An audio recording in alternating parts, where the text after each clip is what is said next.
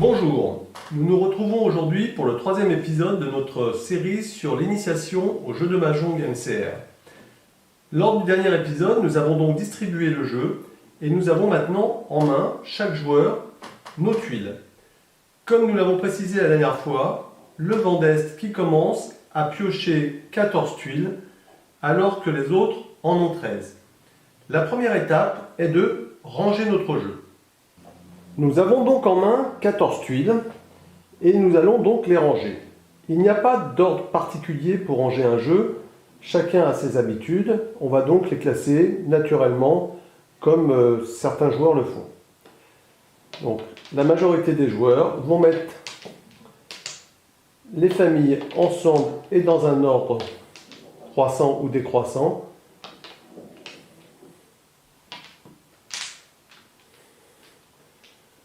Voilà, notre jeu est rangé. Nous avons ici les tuiles de cercle, ici les tuiles de bambou, les tuiles de caractère, un vent du sud et deux fleurs. Le jeu est donc rangé, nous allons pouvoir poursuivre. La première chose à faire avant de commencer à jouer est de compenser les fleurs. Les fleurs sont des tuiles qui ne servent pas à la construction d'une main et qui ne serviront pas à la construction d'un mahjong, mais ce sont des points bonus que nous aurons si nous faisons mahjong. Donc la première étape est de déclarer aux autres joueurs fleurs, de poser ces deux fleurs, et donc il nous manque deux tuiles, nous devons compenser. Tout à l'heure, nous avons pioché pour construire notre jeu dans le sens des aiguilles du montre. Par contre, pour compenser les fleurs, nous allons piocher de l'autre côté. Donc nous récupérons deux tuiles à l'opposé.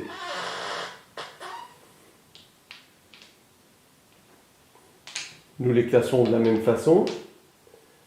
Et là, donc nous n'avons plus de fleurs, nous annonçons servi.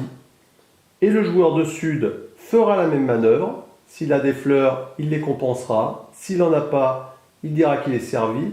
Et ainsi de suite, en passant du sud à l'ouest, au nord. Une fois que tout le monde est servi, nous pouvons réellement commencer la partie. Nous avons donc 14 tuiles. Pourquoi nous avons 14 tuiles et les autres en ont 13? C'est parce que nous allons être les premiers à jeter une tuile. Mais avant de jeter une tuile, peut-être serait-il bon de savoir quel est l'objectif du jeu de mahjong, de quoi est constitué un mahjong et comment est-ce que l'on peut gagner.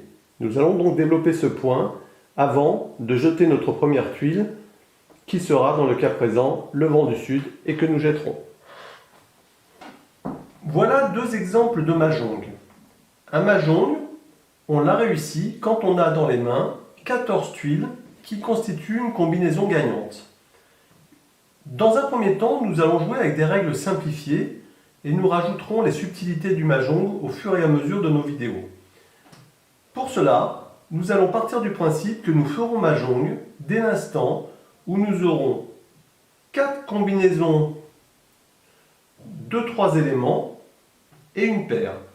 Nous avons donc ici aussi 4 combinaisons de 3 éléments et une paire. Quel type de combinaison existe-t-il au mahjong? Dans cette règle que nous allons commencer à jouer de façon simplifiée, nous allons nous intéresser à 3 types d'éléments et à 3 types d'éléments seulement. Nous avons le premier élément qui s'appelle le cho. Le cho est une suite dans une même famille. Nous avons ici par exemple un cho de 1, 2, 3 de cercle. Ici vous avez un cho 4, 5, 6 de bambou. Ou encore ici un cho de 7, 8, 9 de caractère.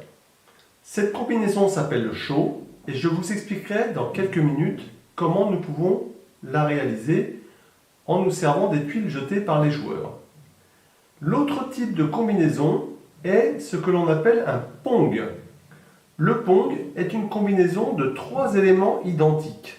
Ici, vous avez un pong de 9 cercles. Ou encore ici, un pong de vent d'Est. Et ici, un pong de dragon rouge. Celui-ci est le pong. Donc, ces 4 éléments seront soit des chos, soit des pongs. Et vous pouvez avoir dans un même mahjong un shō et des pongs, ou ici que des shō.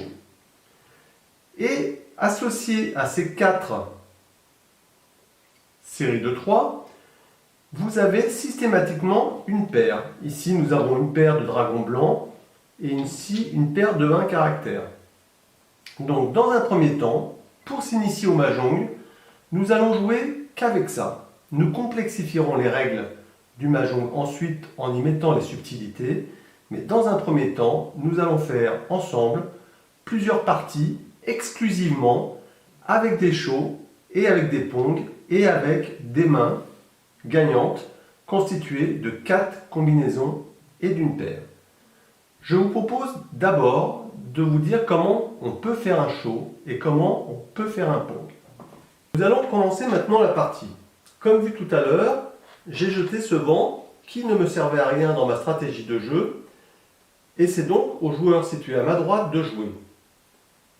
Ce vent visiblement ne l'intéresse pas puisqu'il a décidé à son tour de piocher une tuile.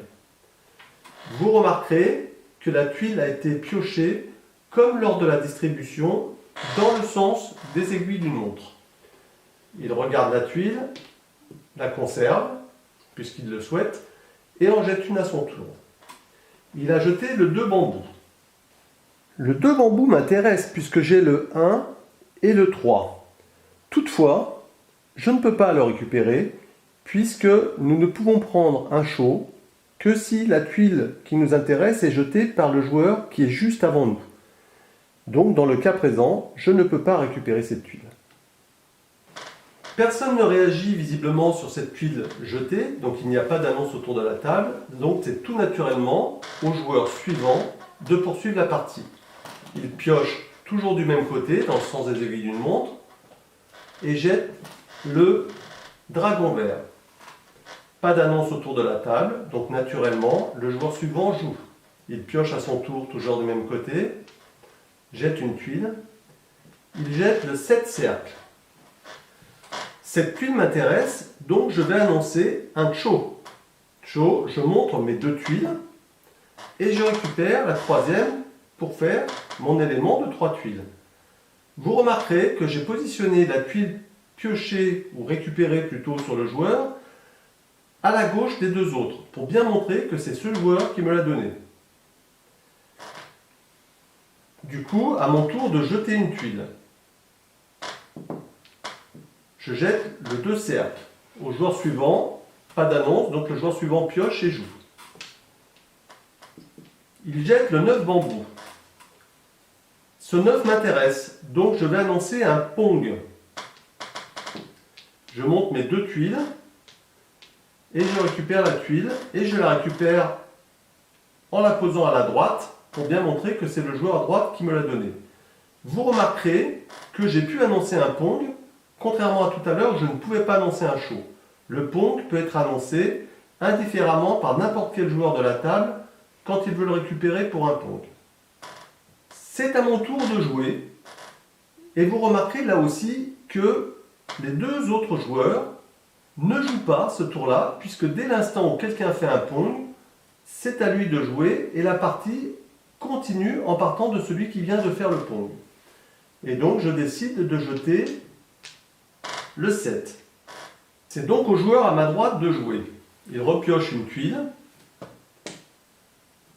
et jette le 7 cercles. Chaud. Le joueur en face, donc celui qui suit le joueur qui vient de jeter une tuile, vient d'annoncer chaud. Il expose donc ces 2 tuiles, récupère la tuile qui l'intéresse et la positionne bien à sa gauche pour bien montrer que c'est le joueur à sa gauche qui lui a donné. Et il rejette une tuile à son tour. Il a jeté un bambou, personne n'annonce quoi que ce soit, c'est donc au joueur suivant de jouer et de piocher. Il pioche et rejette le 2 bambous. Le 2 bambous m'intéresse, donc j'annonce chaud.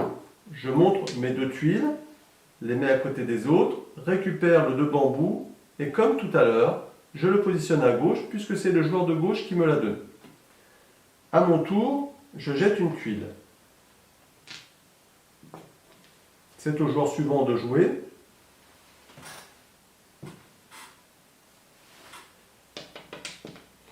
Il rejette à son tour le 6 cercle. Et là, j'ai la chance d'annoncer Mahjong. J'expose toutes mes tuiles, récupère celle qui m'a permis de faire le Mahjong et la positionne ainsi. J'ai donc réussi un Mahjong. Nous avons donc fait notre premier Mahjong. Comme nous l'avons vu en début de vidéo, celui-ci est bien constitué de 4 éléments de 3 tuiles et d'une paire. Vous remarquerez également que un des éléments constitués était caché et donc je ne l'ai pas exposé. Dans le Mahjong, nous n'exposons les éléments que s'ils ont été terminés avec une tuile donnée par un autre joueur dans la défausse. Ici, j'avais pris le 2, donc je le retrouve ici. Cet élément-là, je n'ai pris de tuile à personne, donc il était caché.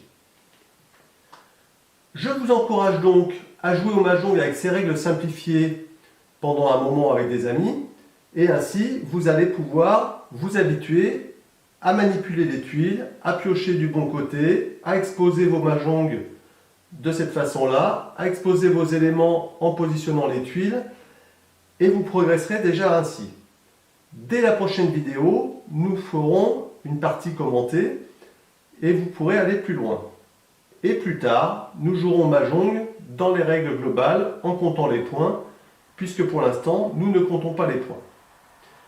Si vous avez aimé cette vidéo, je vous encourage à la liker, à vous abonner à notre chaîne pour être alerté et informé pour la sortie des prochains numéros.